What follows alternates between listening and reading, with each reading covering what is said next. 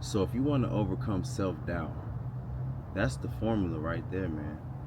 You have to believe that you can do it no matter what nobody else is telling you. You have to believe and be definite in your plans and your actions. And you can't be self-doubting anymore because you're definite. You know for a fact that this is going to happen. So have you ever been at a point in your life, or maybe at a point in your life right now, where you feel like you're just not good enough, or maybe you don't have what it takes to complete the goals and the things that you want to aspire to in life?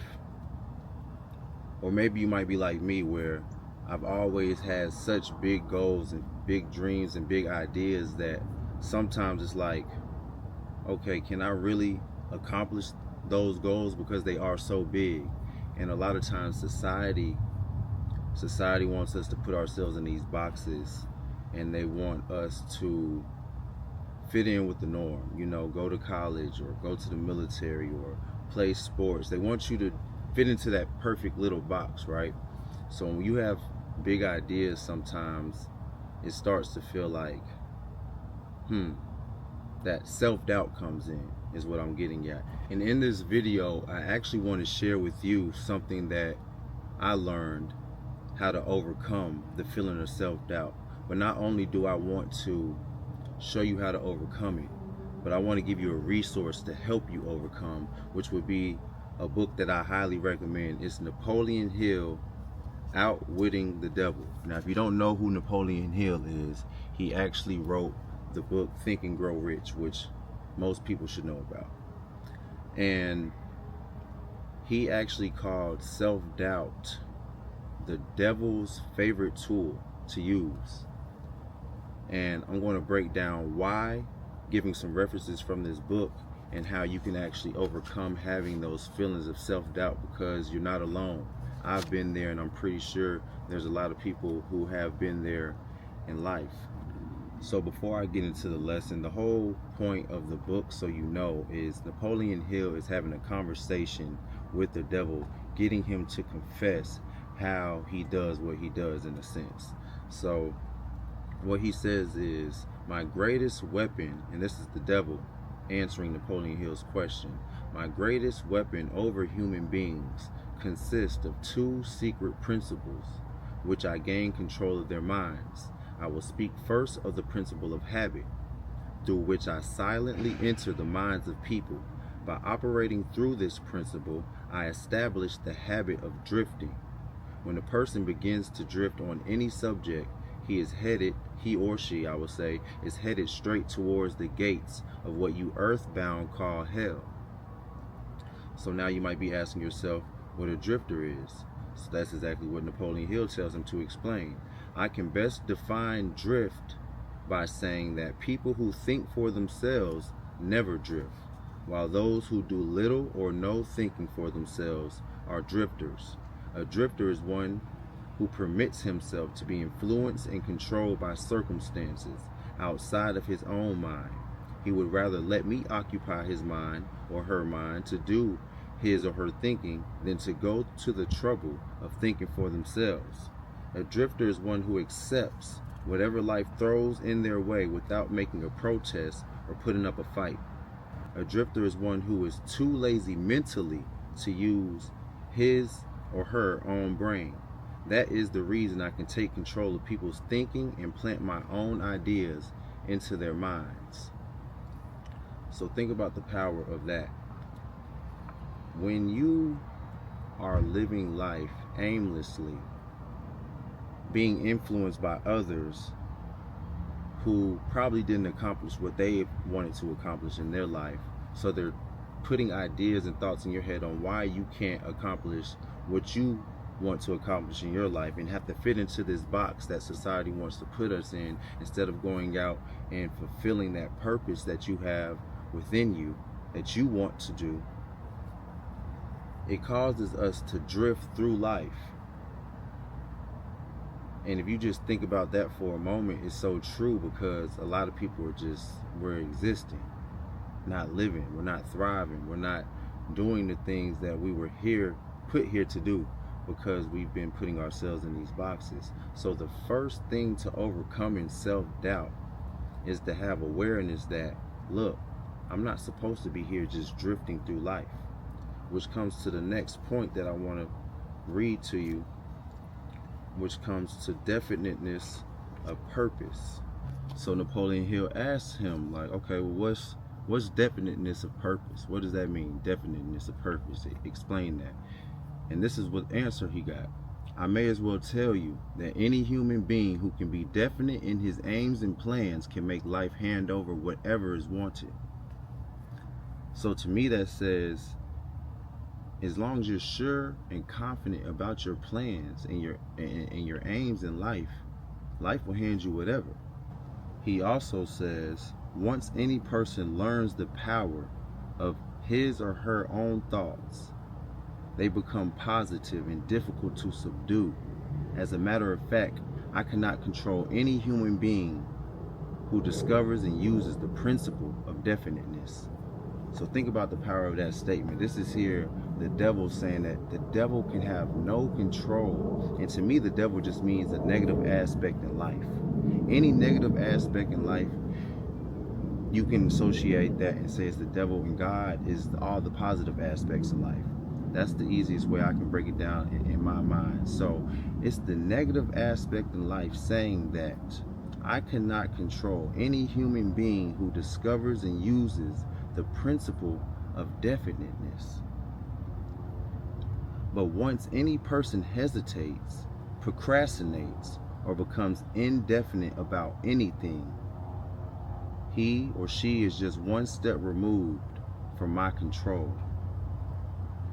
So just think about the power of that. If you are not definite in your plans, in your goals, and whatever it is that you're looking to do in life, at that point life is controlling you. And we never want to be in the position where life is controlling us, when we were meant to create the lives that we want to live. We were meant to be the ones who control our own lives. So it says people who are definite in both their plans and their purposes never accept temporary defeat as being more than an urge to greater effort. You can see for yourself that this sort of policy is bound to win if it is followed with definiteness. And Napoleon asks, can a person who moves with definiteness of both plan and purpose be always sure of success? And it says no. The best of plans sometimes misfire, but the person who moves with definiteness recognizes the difference between temporary defeat and failure.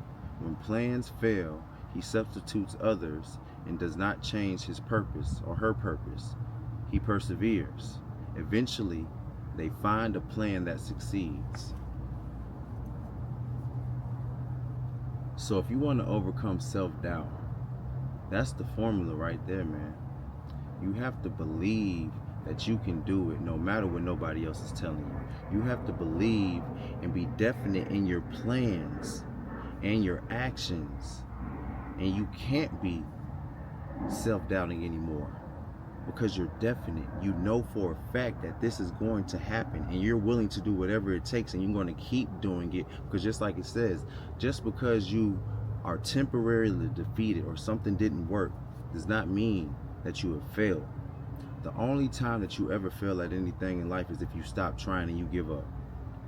So in a sense, just like I said, you are in control of your life, because the only way you'll fail at doing whatever it is that you're looking to accomplish is if you make this decision to stop trying. So there is no failure besides inside. It's an internal failure of your own self saying, you know what, I don't deserve this no more, because I don't want to put the necessary work required to achieve that. So failure does not exist, and self-doubt only exists when you fail. Because you see, you can't be doubtful of yourself once you see yourself accomplishing small things that are a part of that bigger plan. And I can say that with confidence because I've done it in my own life. The more you accomplish those small goals that lead up to those big goals, the more confident you are within yourself, and the less you can even have any doubts about what you can accomplish and what you can accomplish, because you see yourself accomplishing things that you didn't know you was going to accomplish. You didn't know how you was going to accomplish, but slowly but surely, as you kept working on the plan, and not everything's going to go as planned. Just like the book says, things will misfire. There are going to be things that come up that you did not expect, but that's not a cue to be like, all right, man, it just didn't work. Nah, you have to find a way to make it work, regardless what it is. I've had to change my plans so many times in life and just try different things. One strategy might not work, but guess what? This strategy did work. Or it might have been, I tried 3, 4, 5 different strategies before I got to the 6th one that finally ended up working. But the whole point is, you have to work it. Never give up. And as time goes on, if you're accomplishing those small goals, self-doubt will never be in your mind, because you'll see, look, everything else that I said I was going to do, I've got it done. I've gotten it done, which means everything else will get done too in due time. So be patient with yourself, be kind with yourself, celebrate those small wins, be disciplined, be consistent. A lot of people, we're just not consistent enough on what we say that we want.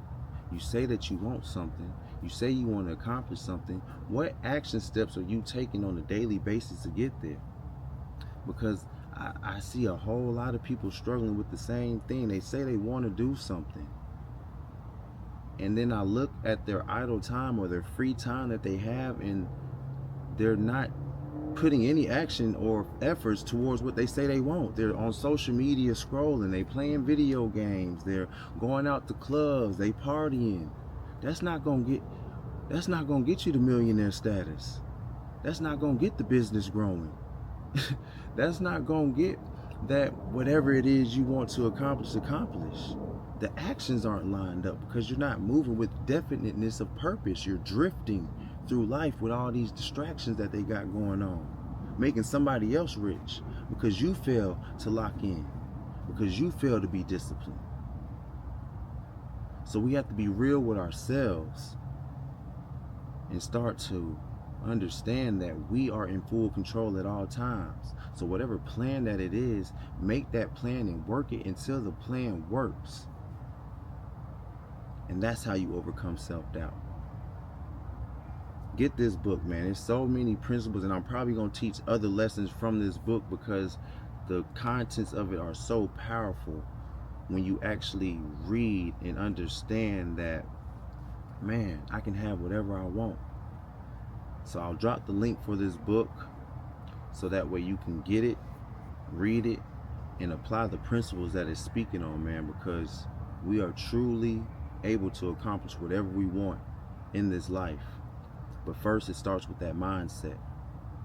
If you need help with that mindset building, if you need help with anything, feel free to reach out. This is why I'm creating this content, because I want to not only attract other people who have the same mindset, but I want to help those who are looking to have that mindset and build the life that they want to build, see the future that they see in their mind. I appreciate your time. Thank you for watching. Like, comment, subscribe. Let me know what other topics you would like me to speak on. Peace, blessings, abundance, man. And hey, y'all go out there and be great, because your potential is truly limitless. Till the next time.